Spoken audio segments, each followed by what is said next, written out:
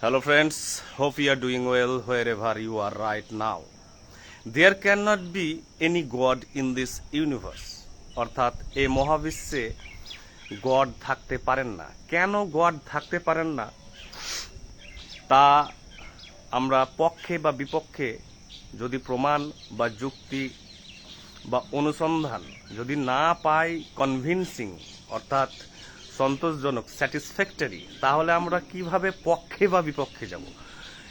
এই মহাবিশ্বে আজ যা কিছু হয়েছে, সমাজ, আধুনিকতা, শিক্ষা, প্রযুক্তি, বিজ্ঞান, সাহিত্য, পলিটিক্যাল সায়েন্স থেকে শুরু করে সোসিওলজি, অ্যানথ্রোপোলজি, সমস্ত কিছু নির্ভর করছে কিন্তু সঠিক জ্ঞানের উপরে।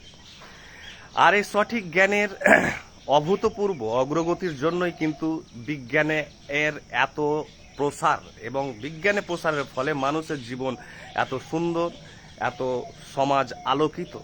তাই কোনো কিছুর পক্ষে বা বিপক্ষে যাওয়ার আগে আমাদের যথেষ্ট অনুসন্ধান, যথেষ্ট ইনভেস্টিগেশন, প্রমাণ এবং যুক্তি যদি আমরা না পাই, তাহলে কোনো কিছু আমরা মানবই বা কেন, বা না মানবই বা কেন, বিশ্বাস করব কেন, বা অবিশ্বাসী বা কেন করব।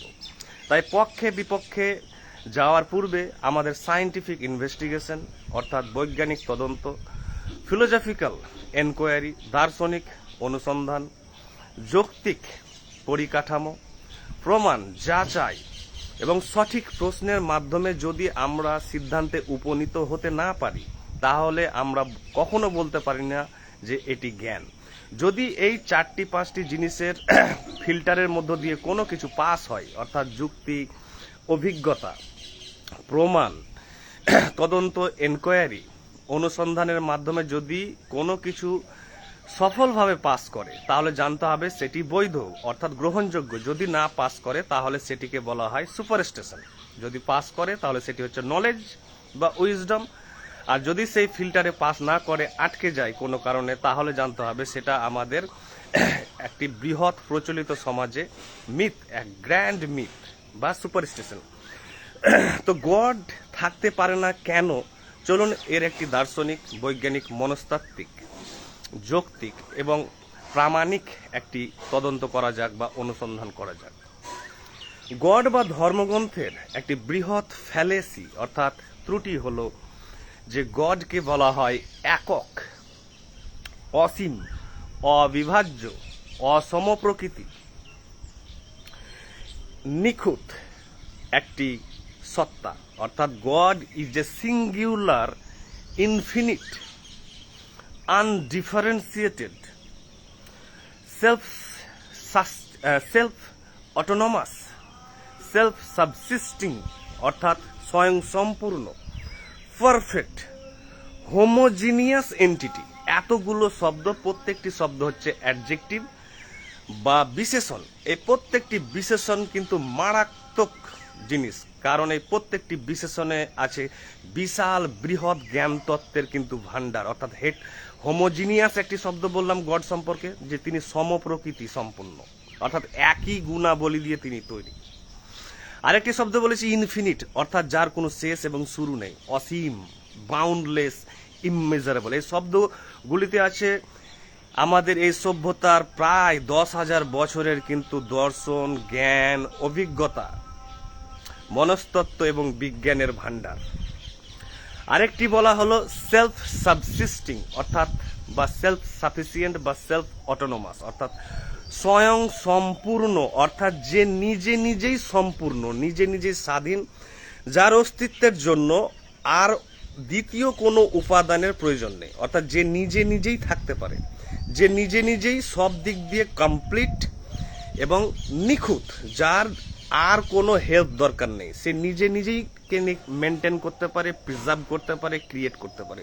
এমন একটি এন্টিটি বা এসেন্স বা সত্তা, সেটিকে বলা হয় সেলফ অটোনমাস বা সেলফ সাফিসিয়েন্ট বা সেলফ সাবসিস্টিং। তাই প্রত্যেকটি অ্যাডজেক্টিভ বা বিশেষণ এখানে কিন্তু ডেডলি, মারাত্মক, এবং কারণ প্রত্যেকটি অ্যাডজেক্টিভের মধ্যে, বিশেষণের মধ্যে আছে কিন্তু প্রচুর জ্ঞানতত্ত্ব লুকিয়ে। এবং এই শব্দগুলি দিয়ে গডকে বর্ণনা করা হলো, এবং সবশেষে বলা হচ্ছে গড সমস্ত পরিবর্তনের অপরিবর্তনীয় কারণ। এই কথাটিও কিন্তু মারাত্মক। এবং গভীর দার্শনিক কথা, গভীর বৈজ্ঞানিক, গভীর অনুসন্ধানীমূলক কথা। অর্থাৎ গড হচ্ছেন সমস্ত পরিবর্তন। এই যে যা পরিবর্তন দেখছি আমরা মহাবিশ্বে দৃশ্যমান অদৃশ্যমান রূপে, সেই সমস্ত পরিবর্তনের অপরিবর্তনীয় কারণ, অর্থাৎ আনচেঞ্জড গড। অর্থাৎ সমস্ত কিছুকে গড পরিবর্তন করতে পারে, কিন্তু সে নিজে অপরিবর্তনীয় থাকে। অর্থাৎ গড পরিবর্তনশীল নয়। যেমন আবহাওয়া, সিজন আমরা দেখছি, জল, আকাশ, বাতাস, সমস্ত কিছু তেমনটা কিন্তু নয়। অর্থাৎ God is not subject to the law of fluctuation. অর্থাৎ গডের মধ্যে কোনো ফ্লাকচুয়েশন হয় না, অর্থাৎ ট্র্যাজেক্টরি তৈরি হয় না, যে ওয়েভের মতো আপ অ্যান্ড ডাউন বলে কিছু নেই গডের মধ্যে। তাই গড হচ্ছেন আনচেঞ্জ কজ। ওকে, এতগুলো জিনিস বলা হলো এবং প্রত্যেকটি ওয়ার্ড এবং প্রত্যেকটি এক্সপ্রেশন কিন্তু এখানে খুব গুরুত্বপূর্ণ এবং ভাইটাল। প্রত্যেকটি জিনিস নিয়ে আমাদের গভীর অনুসন্ধান, মনন, ধ্যান, আত্মসমীক্ষা করতে হবে, না হলে আমরা কিছুই পাবো না। যদি আবেগপ্রবণ হয়ে আমরা কোনো কিছুর পক্ষে বা বিপক্ষে যাই, সেন্টিমেন্টে পড়ে। এই জগৎ সেন্টিমেন্টের জগৎ নয়, এই জগৎ আবেগের জগৎ নয়, এই জগৎ হচ্ছে নিখুঁত জ্ঞানের জগৎ। যে নিখুঁত জ্ঞানের সন্ধান পেলে আমরা সমস্ত মানবীয় জীবনের অন্ধকার, আমাদের কনফিউশন থেকে শুরু করে সন্দেহ থেকে, আমরা পীড়া থেকে কিন্তু মুক্ত হয়ে যাব। আর একমাত্র পারে প্রকৃত সত্য জ্ঞানী মানুষকে আলোকিত করতে সমস্ত অন্ধকার থেকে। তাই এবারে এই প্রত্যেকটি অ্যাডজেক্টিভ বা এক্সপ্রেশনের আমরা ধাপে ধাপে একটি অনুসন্ধান করে দেখব যে আদৌ জিনিসটি কি।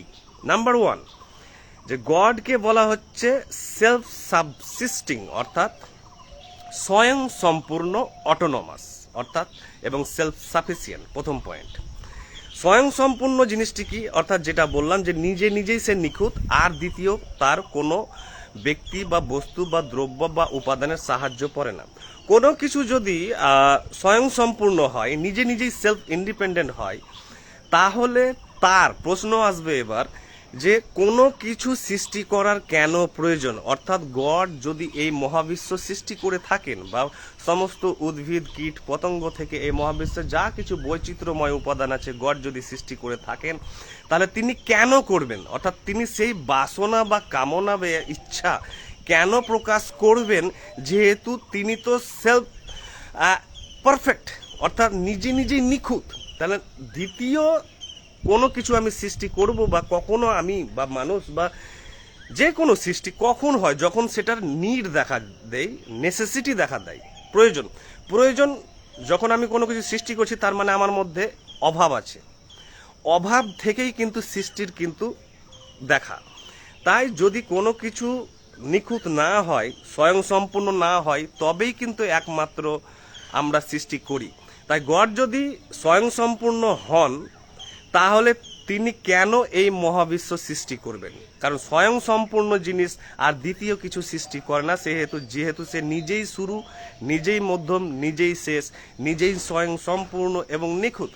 তাই এই প্রশ্নটি যথাযথ এবং লজিক্যাল এবং কোজেন্ট, যে গড কিন্তু স্বয়ং সম্পূর্ণ নয়, তাই গড এই মহাবিশ্ব সৃষ্টি করছেন। অর্থাৎ গডের মধ্যে ডেফিসিয়েন্সি আছে, ঘাটতি আছে, অর্থাৎ তার ভিতরে কিন্তু অনেক অভাব আছে। তার জন্য তিনি কিন্তু তাকে সৃষ্টি করতে হবে এই মহাবিশ্ব। নাম্বার 1।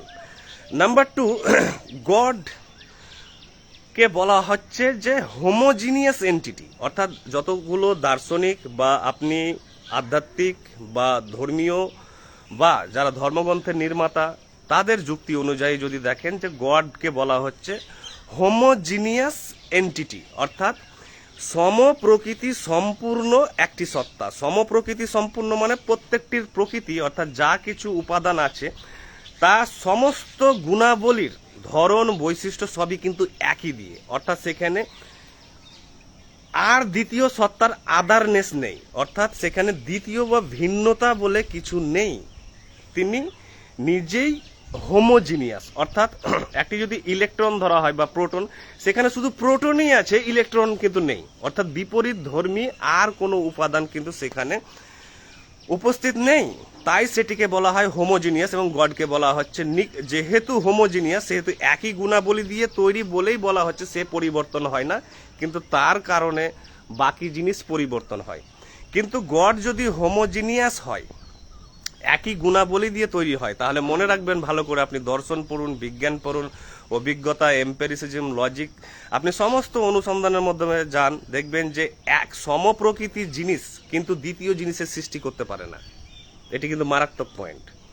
সমপ্রকৃতি সম্পূর্ণ জিনিস অর্থাৎ হোমোজিনিয়াস যে জগৎ আছে, কোনো অবজেক্ট বা ওয়ার্ল্ড বা কোনো কিছু এন্টিটি হোমোজিনিয়াস যদি হয়ে যায়, অর্থাৎ সমস্ত এলিমেন্টস তার কিন্তু একই বৈশিষ্ট্য দিয়ে, অর্থাৎ সবই অ্যাটম বা সবই ইলেকট্রন, এবং যা থাকবে তাছাড়া দ্বিতীয় কোনো উপাদানের কিন্তু উপস্থিতি নেই, সেক্ষেত্রে সেই জিনিসটি কিন্তু দ্বিতীয় জিনিসের সৃষ্টি করতে পারবে না। তাহলে গড কিভাবে দ্বিতীয় কিছু সৃষ্টি করতে পারছেন, বা এই মহাবিশ্বের যে যা কিছু ব্যক্ত অব্যক্ত, দৃশ্যমান অদৃশ্যমান, বৈচিত্র্যময় যা রঙিন জিনিস আমরা দেখছি আমাদের এই আপেক্ষিক জগতে, স্যার আইনস্টাইনের রিলেটিভ ইউনিভার্স বা ফেনোমেনাল ইউনিভার্সে যা কিছু দেখছি তা কিন্তু হেটেরোজিনিয়াস গুণাবলী দিয়ে তৈরি, অর্থাৎ অসম প্রকৃতি গুণসম্পূর্ণ উপাদান দিয়ে তৈরি।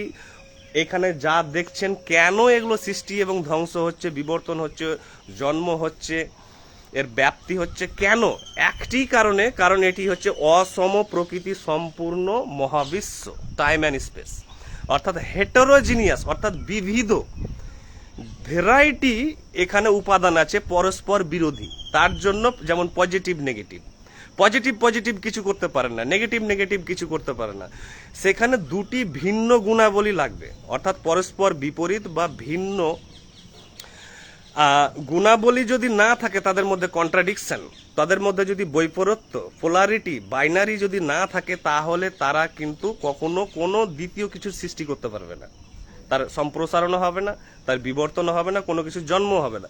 তাই এই তাই যদি গড হোমোজিনিয়াস হন, তাহলে তিনি কিন্তু দ্বিতীয় কোনো কিছু সৃষ্টি করতে পারবে না। কিন্তু আমরা জানি যে গড নাকি এই মহাবিশ্ব সৃষ্টি করেছেন এবং সমস্ত কিছু সৃষ্টি করেছেন। তাহলে গড যদি হোমোজিনিয়াস হন, তাহলে কিন্তু তার দ্বারা কোনো কিছু সৃষ্টি করা সম্ভব নয়, তিনিই থেকে যাবেন, অর্থাৎ একটি উপাদানে সীমিত হয়ে থেকে যাবে, আর দ্বিতীয় কোনো উপাদান আসবে না। তাই কিন্তু আমরা জানি বৈজ্ঞানিকভাবে, দার্শনিকভাবে, আমাদের অভিজ্ঞতার মাধ্যমে, যুক্তির মাধ্যমে, প্রমাণের মাধ্যমে আপনাদের সামনে এই মহাবিশ্ব ছড়িয়ে ছিটিয়ে আছে। আমরা ভালো করে জানি যে এই মহাবিশ্বের সমস্ত কিছু বিপরীত ধর্মী এবং পরস্পর বিরোধী, কন্ট্রাডিক্টরি জগতের জন্য, বাইনারি পোলারিটির জন্য কিন্তু এই জগৎ সৃষ্টি হয়েছে। তাই গড কিন্তু হোমোজিনিয়াস নন, তিনি হচ্ছেন হেটেরোজিনিয়াস, অর্থাৎ তিনি প্রকৃতি সম্পূর্ণ গুণাবলী দিয়ে তৈরি নন, তিনি তৈরি হচ্ছেন অসম প্রকৃতি গুণাবলী দিয়ে তৈরি। থার্ড পয়েন্ট হচ্ছে গডকে বলা হয় অমনিপোটেন্ট, অর্থাৎ সর্বশক্তিমান। এটা কি আদৌ সত্য? চলুন এর একটি মূল্যায়ন করা যাক এবং অনুসন্ধান করা যাক। গড যদি অমনিপোটেন্ট হয়, তাহলে গডের বিরুদ্ধে, অর্থাৎ অন দ্য আদার সাইডে কে আছেন? অশুভ শক্তি বা অশুভ ক্ষমতা বা শয়তান। তাহলে অশুভ শক্তি বা ইভিল পাওয়ার যখন মানুষকে বা তার সৃষ্টিতে হস্তক্ষেপ করে, বা মানুষকে বলা হয় যে তাকে ধর্মভ্রষ্ট করা হয়েছে, তাকে দিয়ে অশুভ কাজ করানো হচ্ছে, কেন করানো হচ্ছে? গড তো নিজেই স্বয়ং সম্পূর্ণ এবং সর্বশক্তিমান, তিনি কেন বাঁচাতে পারছেন না? তার কারণ গডের বিরুদ্ধে আরেকটি বাইনারি বা পোলারিটি ফোর্স আছে, অর্থাৎ গডের বিরুদ্ধে আরেকটি পাওয়ার আছে যেটি ইকুয়াল সর্বশক্তিমান, অমনিপোটেন্ট, তিনিও কিন্তু সর্বশক্তিমান। অর্থাৎ তাহলে দেখা যাচ্ছে যে এই অমনিপোটেন্স ইজ ডিভাইডেড, অর্থাৎ বিভাজিত, বন্টিত, অর্থাৎ গডের যে আমরা বলছি তিনি একক ক্ষমতার অধিকারী, একক ছত্র ক্ষমতার অধিকারী, একক তার দাপট, একক তার অথরিটি, এটা মোটেই নয়। কারণ আমরা যাচ্ছি সর্বদা পজিটিভ এবং নেগেটিভ সোর্সের মাধ্যমে, আমাদের কার্যাবলী, আমাদের দৃষ্টিভঙ্গি, আমাদের অনুতাপ, আমাদের কষ্ট, আনন্দ, দুঃখ, সমস্ত কিছু ডুয়ালিটির মাধ্যমে কাজ করছে, অর্থাৎ দ্বৈততার মাধ্যমে কাজ করছে। দ্বৈততা মানেই হচ্ছে পজিটিভ এবং নেগেটিভ। তার মানে গড যদি পজিটিভ হন, ইতিবাচক যিনি হন, তার বিপরীতে কিন্তু নেতিবাচক জিনিস আছে, যেটিও কিন্তু সর্বশক্তিমান তার মতে। অর্থাৎ এই পাওয়ার বা পোটেন্সটা কিন্তু is divided into equal parts, দুটি শিবিরে কিন্তু সমভাবে বন্টিত বা বিভাজিত। অর্থাৎ গডের কিন্তু সম্পূর্ণ একার ক্ষমতা নাই, কারণ গডের বিপক্ষে দাঁড়িয়ে আছে কিন্তু অশুভ শক্তি। তাই গড কিন্তু একাই এই মহাবিশ্বের মালিক নন, এবং তিনি একাই সমস্ত শক্তির কিন্তু পজেশন নন, অধিকারী নন বা অথরিটি নন। তাই গড কিন্তু অনেক সময় হেরে যাচ্ছেন দেখছি আমরা বিভিন্ন গল্প থেকে, যেমন হাজারো গল্প আছে। আমরা মিথোলজি রূপকথার গল্প যদি পড়ি তাহলে দেখবো যে একদিকে শুভ শক্তি, একদিকে অশুভ শক্তি। এর লড়াইয়ের কারণ হচ্ছে শুভ শক্তিও কিন্তু একাই এই সমস্ত মহাবিশ্বের ক্ষমতার অধিকারী নয়, আবার অশুভ শক্তিও কিন্তু এই সমস্ত মহাবিশ্বের ক্ষমতার কিন্তু অধিকারী নয়, কারণ এই ক্ষমতা বন্টিত এবং বিভাজিত দুটি শিবিরে সমানভাবে। তাই গড কখনো অমনিপোটেন্ট নন, তাই তিনি সর্বদা তার নিজের যেমন একটি, আর এই বাইনারি পোলারিটি বা স্ববিরোধিতা থেকেই, পজিটিভ নেগেটিভ থেকেই কিন্তু আমাদের সমাজ এবং রাজনীতিও কাজ করছে, এবং আমাদের জীবনের প্রত্যেকটি মুহূর্ত যেমন হচ্ছে যে একটি দেশের সরকার থাকে এবং তার বিরোধী দল থাকে, অর্থাৎ সরকার হচ্ছে গড এবং বিরোধী দল হচ্ছে কিন্তু অশুভ শক্তি, যদি বলা চলে এই সেন্সে, অর্থাৎ আলোচনার স্বার্থে, যে একদিকে সরকার থাকছে, একদিকে বিপক্ষে তার থাকছে। তো তাহলে এই জিনিসটি, এটাকে বলা হয় বাইনারি বা পোলারিটি। এই পোলারিটি বা বাইনারিটি, পজিটিভ নেগেটিভের মাধ্যমে আমাদের এই মহাবিশ্ব কিন্তু কাজ করে চলেছে অবিরাম। অর্থাৎ এই বাইনারি পোলারিটি না থাকলে এই জগতের ফাংশন সম্ভবই নয়। আমাদের প্রত্যেকটি আবেগ থেকে কখনো ভালো লাগছে, কখনো মন্দ লাগছে, কখনো আমাদের আপ অ্যান্ড ডাউন, এবং ঢেউ যেমন কখনো উঠছে, কখনো নামছে, আবার চলছে, উঠছে, নামছে, এই যে আপস অ্যান্ড ডাউনস, এই জিনিসটি হচ্ছে বাইনারি পোলারিটি, পজিটিভ নেগেটিভ। তাই গডের পাওয়ার কিন্তু ইকুয়ালি ডিভাইডেড, গড কিন্তু একক পাওয়ারের অধিকারী নন। ফোর্থ পয়েন্ট হচ্ছে গড কিন্তু যদি অসীম হন, তাহলে অসীম সত্তা থেকে একমাত্র অসীমেরই জন্ম হয়। অর্থাৎ ইনফাইনাইট কোনো কিছু যদি হয়, তাহলে সে যদি কোনো কিছু সৃষ্টি করে, তাহলে সে কিন্তু ফাইনাইট জিনিস সৃষ্টি করবে না, সসীম জিনিস সৃষ্টি করবে না, তিনি কিন্তু অসীম জিনিস সৃষ্টি করবে। কিন্তু গড যদি ইনফাইনাইট হয়, তাহলে এই মহাবিশ্ব ইনফাইনাইট হবে, কিন্তু বলা হচ্ছে এই মহাবিশ্বকে ফাইনাইট বা সসীম। অর্থাৎ যেমন একটি উদাহরণ নেওয়া যাক, একটি সসীম জিনিস সসীমের জন্ম দেয়, অসীম জিনিস অসীমের জন্ম দেয়। সসীম কখনো অসীমের জন্ম দিতে পারে না, এবং অসীম কখনো সসীমের জন্ম দিতে পারে না। একটি উদাহরণ নেওয়া যাক প্রাত্যহিক জীবন থেকে, একটি যে কোনো গাছের বীজ, অর্থাৎ যদি আমরা অসত্য গাছ বা বট গাছের বীজ নিই, তাহলে দেখবো যে বীজটি সসীম, ফাইনাইট, এবং সেই বীজটির মধ্যে যে পোটেনশিয়াল আছে, কার্যাবলী আছে, গুণাবলী আছে, সমস্ত যে পাওয়ার, এনার্জি আছে, সমস্ত কিছু, তা হচ্ছে কিন্তু ফাইনাইট। ফাইনাইটের ফলে যে বট গাছটি উদ্ভূত হচ্ছে, অঙ্কুরিত হয়ে বৃহৎ আকার ধারণ করছে, তা কিন্তু অসীম নয়, তা কিন্তু হচ্ছে ফাইনাইট, অর্থাৎ সসীম।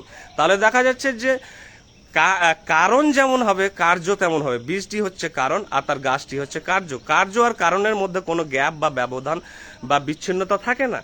তারা একই সত্তা দিয়ে তৈরি, তারা একই হেটেরোজিনিয়াস, অর্থাৎ অসম প্রকৃতি গুণাবলী দিয়ে তৈরি বলে তারা একে অপরের মধ্যে কিন্তু ইনফরমেশন ট্রান্সমিট করে, ট্রান্সফার করে। অর্থাৎ কার্যই কারণ, কারণই কার্য, বা কারণই কার্য, কার্যই কারণ।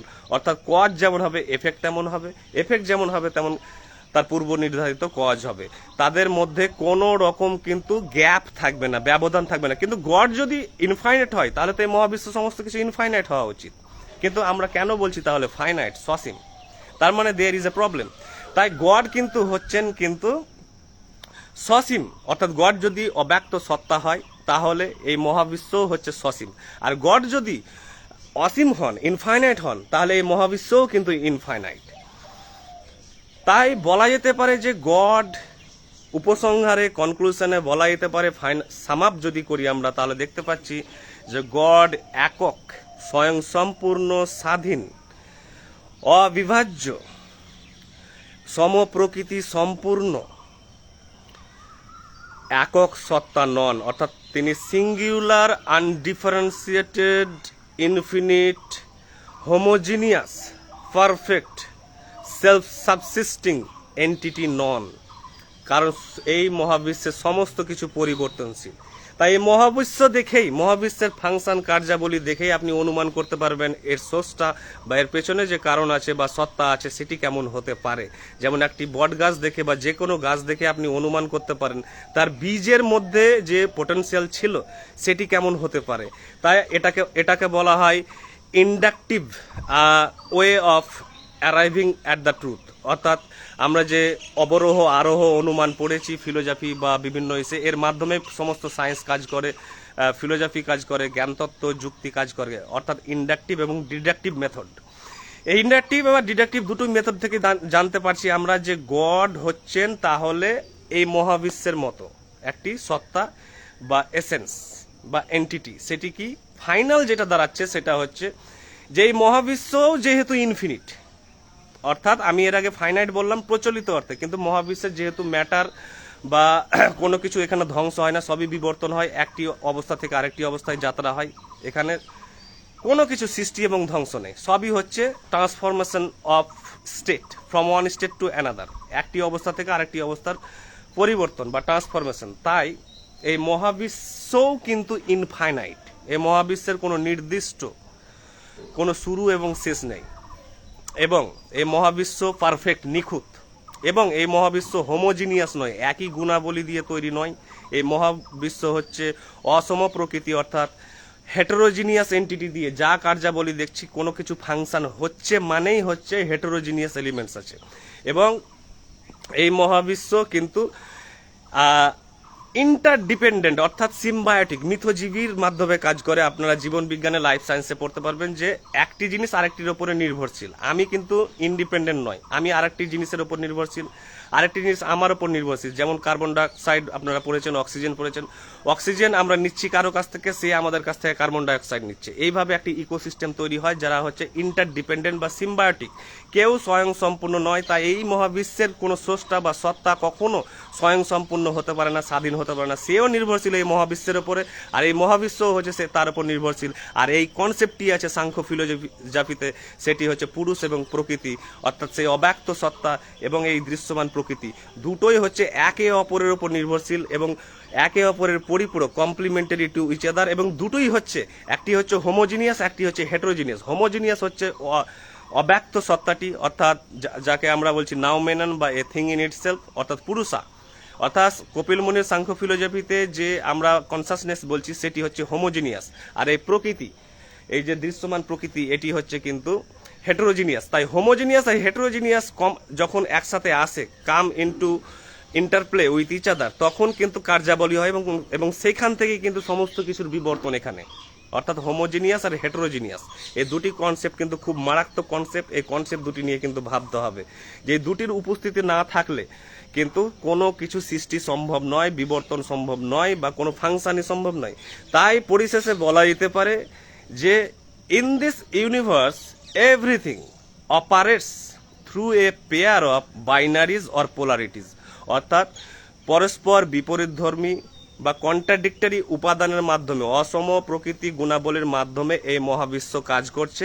এই মহাবিশ্বে কোনো স্বাধীন সত্তা বলে কিছু নয়, এর স্রষ্টাও স্বাধীন সত্তা নয়, এর স্রষ্টাও কিন্তু স্বয়ং সম্পূর্ণ নয়। এখানে যা কিছু আছে সবাই হচ্ছে পরস্পর নির্ভরশীল এন্টিটি, অর্থাৎ ইন্টারডিপেন্ডেন্ট মহাবিশ্ব। Thank you.